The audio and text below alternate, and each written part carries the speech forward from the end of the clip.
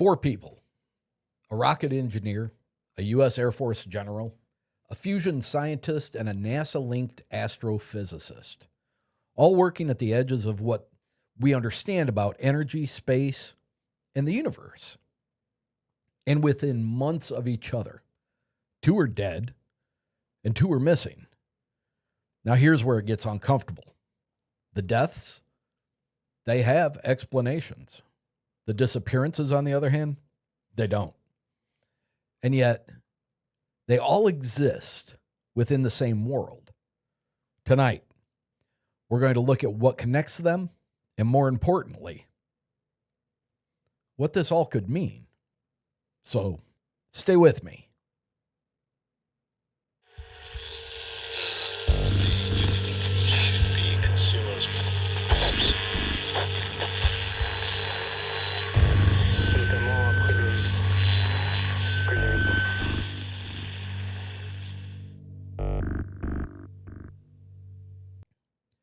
Let's start with the one that feels most grounded, because it is.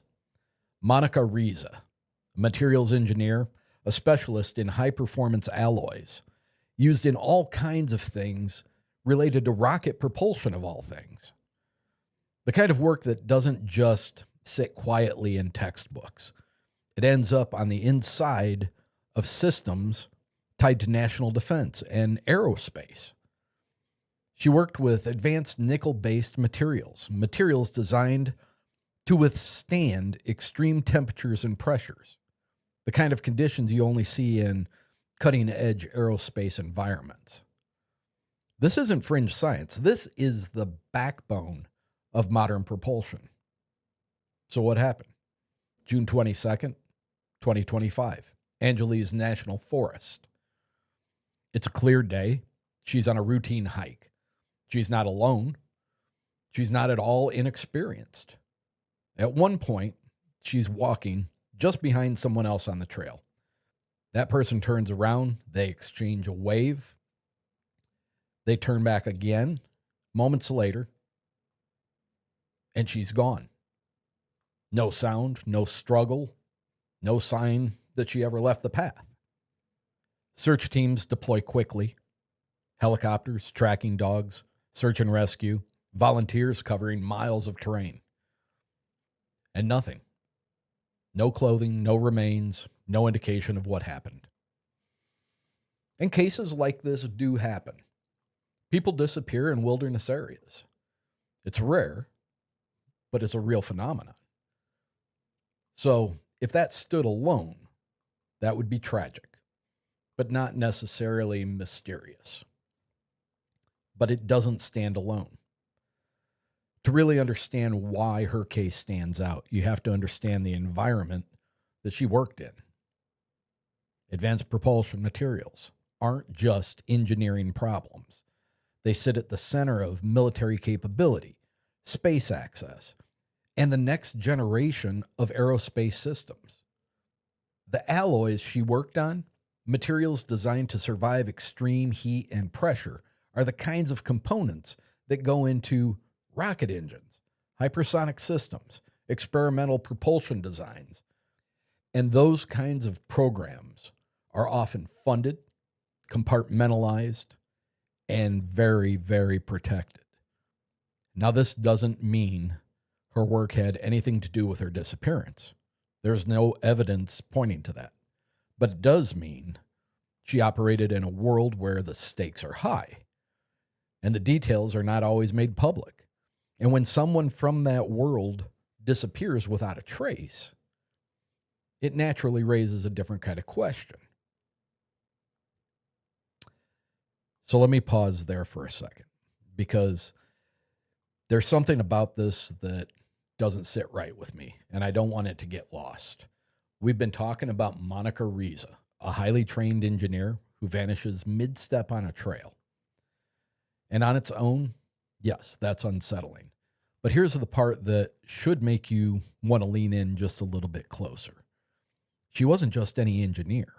She was working in a field that feeds directly into the same system, the same pipeline, the same world that General McCasland spent his career, or much of it, overseeing.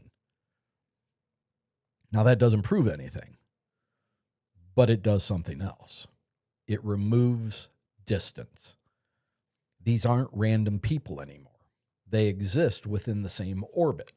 And when people exist in the same orbit, you have to at least ask the question, what else did they share? Fair enough. Coming up, we're going to look closer at McCasland, not just who he was, but where he was positioned and why Wright Patterson Air Force Base keeps coming up anytime this conversation even gets close, remotely close, to UFOs. And I'm going to tell you right now, this is where the line begins. And I'm going to tell you right now, this is where the line between documented reality and long-standing rumor start to blur. And once you see that, it becomes a lot harder to look at his disappearance as just another missing persons case. Stay with me. Let's talk about General Neil McCasland, because this is where the story changes. And McCasland wasn't just military. He was deeply embedded in the scientific infrastructure of the Air Force.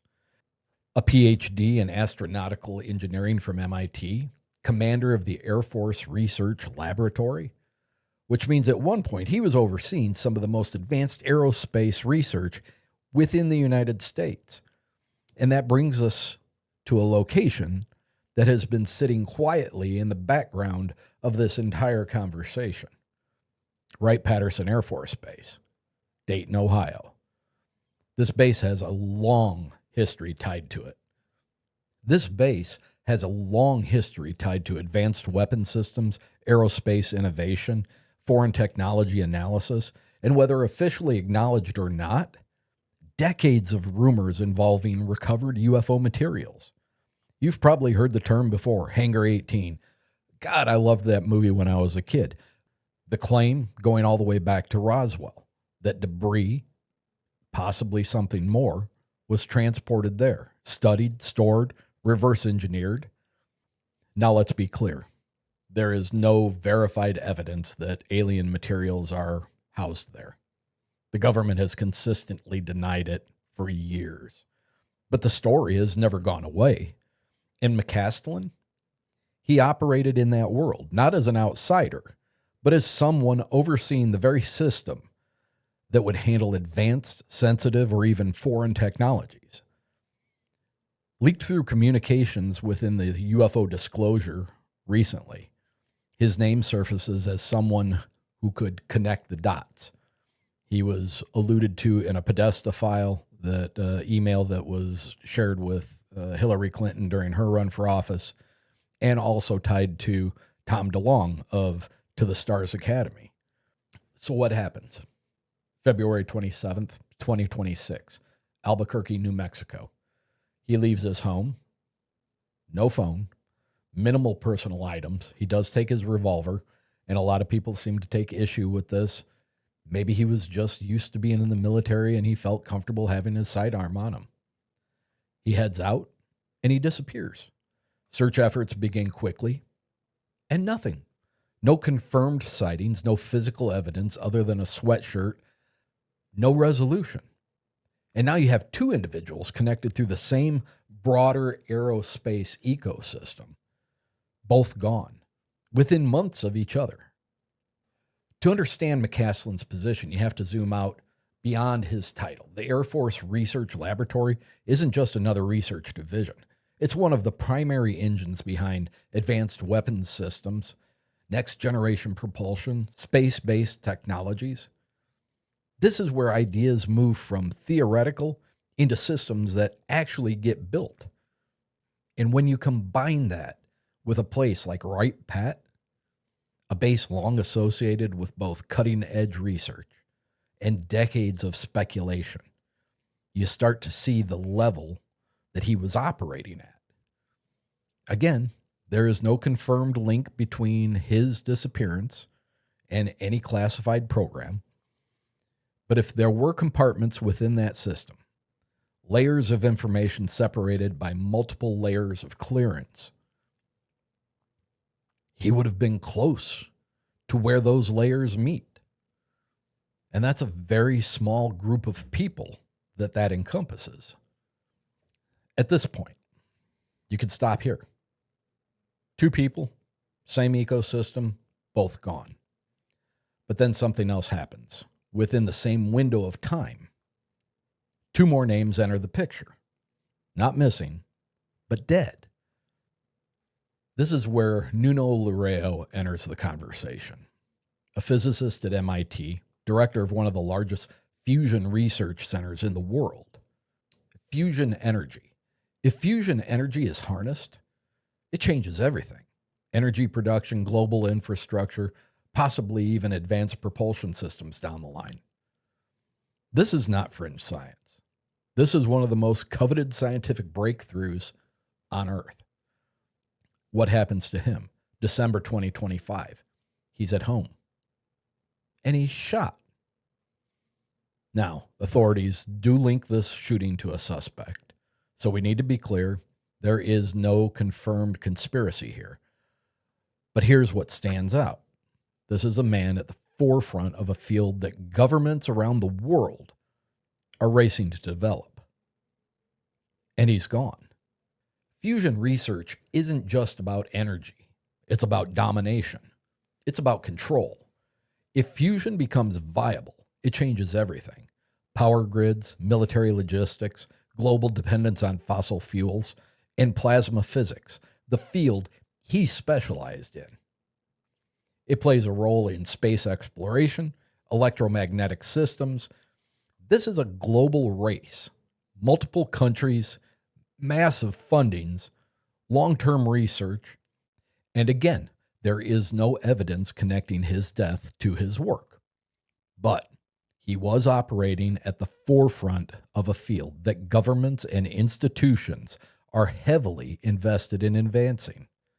Loureiro was the director of MIT Plasma Science and Fusion Center. He was one of the leading figures in fusion energy research. He specialized in magnetic reconnection, plasma turbulence, nuclear fission systems. That's all beyond me. I have no idea what that stuff is. But this was the study of energy at a fundamental level. His death? He was shot at his home in Brookline, Massachusetts, December 2025. Died from the gunshot wounds. Initially, motive was unclear. Later linked to a suspect tied to another shooting incident. Why does that matter to the story? This is critical. Fusion research overlaps with high-energy plasma physics, space environment modeling, and advanced propulsion concepts. He also worked at Princeton Plasma Physics Lab, Culham Center for Fusion Energy in the UK. These are all globally connected research ecosystems, often overlapping with governmental funding and defense-adjacent research. Then, just 2 months later, Carl Grillmair, Caltech, there's a name that rings a bell. Collaborations with NASA. He spent decades studying the structure of the galaxy. This is someone who helped identify water on planets outside of our solar system. Let that sink in. That's one of the fundamental questions. Is there life out there? And what conditions are necessary for it to be sustained? February 2026, he's at home. He's literally shot on his own front porch in California. A suspect is arrested and tied to a possible carjacking, but the motive remains unclear. Again, this appears to be a localized crime. But now you have 2 scientists, 2 different fields, both tied to understanding the universe, dead within weeks of each other. Grillmair's work touched on one of the oldest questions we have. Are we alone? Studying exoplanets, identifying water beyond our solar system. These are not just academic pursuits. They shape future exploration, long-term space missions, and ultimately our understanding of life itself. Through NASA collaborations, his work fed into a much larger system. Data collection, analysis, interpretation. His areas of work and study: galactic structure, dark matter, exoplanets, and he contributed to the detection of water on distant planets, all contributing to how we understand the universe. And while his death appears to be tied to a localized incident, it yet again places another high-level scientist within the same time frame, and that's where the pattern begins to feel less like coincidence and more like clustering. There's a concept in statistics called clustering, where events that are unrelated still appeared grouped together in time, not because they're connected, but because randomness doesn't always feel random. And when those events involve high-level scientists, advanced research, and sensitive institutions, the clustering starts to feel intentional, even when it may not be. Before we go any further, I want you to step back for a second, because this is where things can start to feel connected, even if they aren't. We now have 4 individuals, 2 disappearances, 2 killings, all highly specialized, all working in fields tied, at least indirectly, to energy, space, and understanding what's beyond Earth. Now, logically, these events are not the same. Different circumstances, different outcomes, different investigations. But psychologically, they start to stack. And once they stack, it becomes very hard not to see the pattern.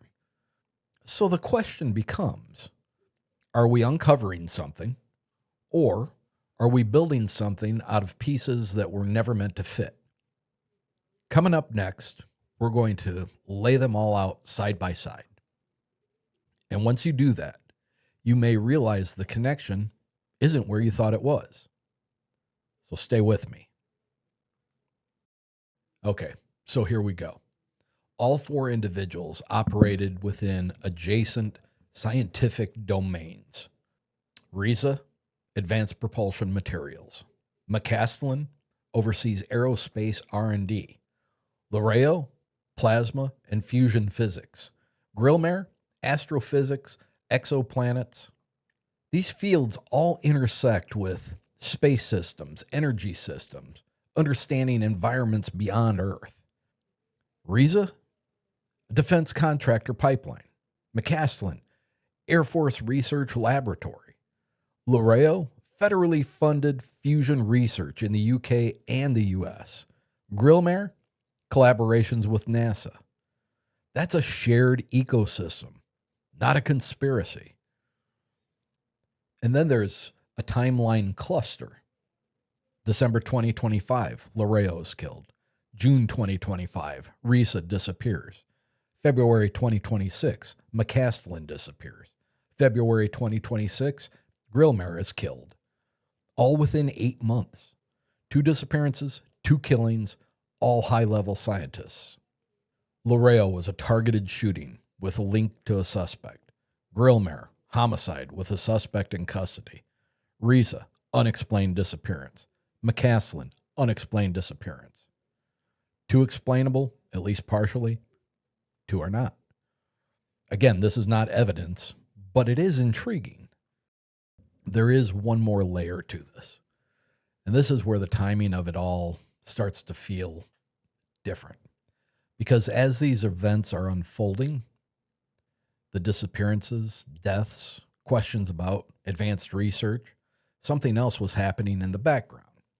Public conversation around UFO disclosure was again gaining traction and filling media outlets and our social media feeds.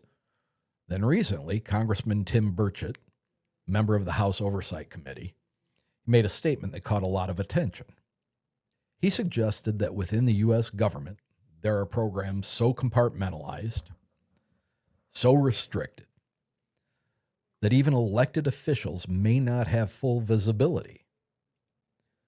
Now, we've been getting a sense of that throughout all of the congressional hearings and whistleblower testimonies. And more specifically, he pointed to what he described as a pattern. Scientists, engineers, people working in fields like propulsion, plasma physics, advanced aerospace, some of them reportedly dying or disappearing around the same time conversations about disclosure begin to ramp up again. Now, we need to be very clear here. This is a statement on his part, not evidence. There is no confirmed link between what he's describing and the individuals we're talking about here tonight. But what it does show is that the question isn't just coming from outside anymore. It's being asked from inside the system itself. And that changes the tone of the conversation, because now it's not just what happened to these individuals. It's also who actually has access to the full picture. And maybe more importantly, who doesn't? And once that question enters the room, everything we've talked about tonight starts to feel a little bit less isolated. And then there's the potential UFO connection.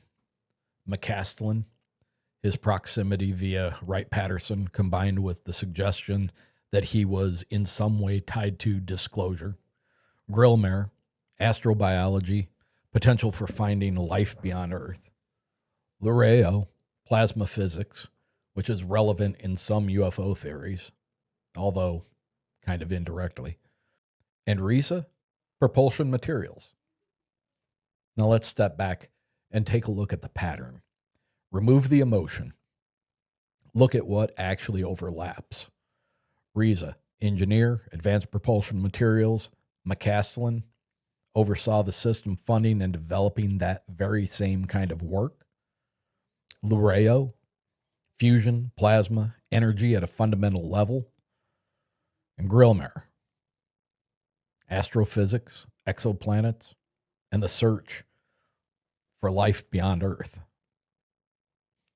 It's the same ecosystem, aerospace, energy, space science, the same level of expertise, top-tier minds, institutional leadership, government-adjacent research, same time frame, months, not years apart. But here's the divide. 2 cases have explanations, 2 don't. And that probably matters. Because if you ignore that difference, you risk turning coincidence into something it isn't. There is one more name that occasionally surfaces in discussions like this. Not at the same level, but it's worth mentioning. Melissa Casillas, an employee at Los Alamos National Laboratory. There's another name that rings a bell. In June of 2025, she disappears in New Mexico under circumstances that, at the very least, raise questions. Now, her role was administrative. She was not a lead scientist, and there is no confirmed connection between her disappearance and any classified research. But Los Alamos is not an ordinary workplace.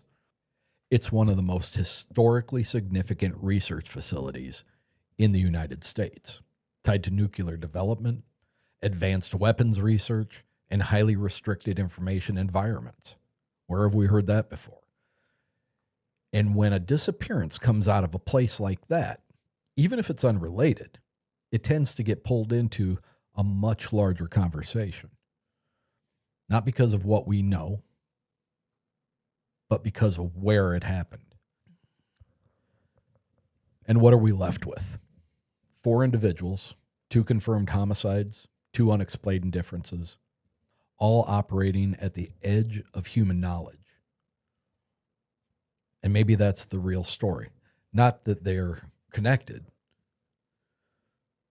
but that they lived in the same world, a world where the questions are bigger, the stakes are higher, and the answers are often just out of reach. And sometimes, even the people asking those questions don't come back with the answers. Or at all. And maybe that's where this ends. not with answers, but with a realization that the deeper you look into stories like this, the less they behave like clean narratives for individuals, different paths, different outcomes, connected, at least loosely, by the same world, a world where the work is complex and access is limited, and the full picture is rarely seen all at once. Two of them gone without explanation. Two of them taken in ways we can at least try to begin to understand, even if we don't fully accept it. And somewhere in between all of that is where the questions live. Not just what happened, but how much of the story are we actually allowed to see? Because when even the people asking the questions don't have full visibility, you're left with something that doesn't resolve. It just fades. And maybe that's the real vanishing point. Not where people disappear, but where understanding does. If you've had an experience you can't quite explain, or something that never quite sat right with you, you can reach out to me at contact.uncomfortable@gmail.com. The world wants to hear your story. Consider subscribing on YouTube and follow Uncomfortable Podcast on Instagram and Facebook. And until next time, stay curious and don't ignore the things that don't quite make sense, because sometimes those are the only things worth paying attention to. Good night.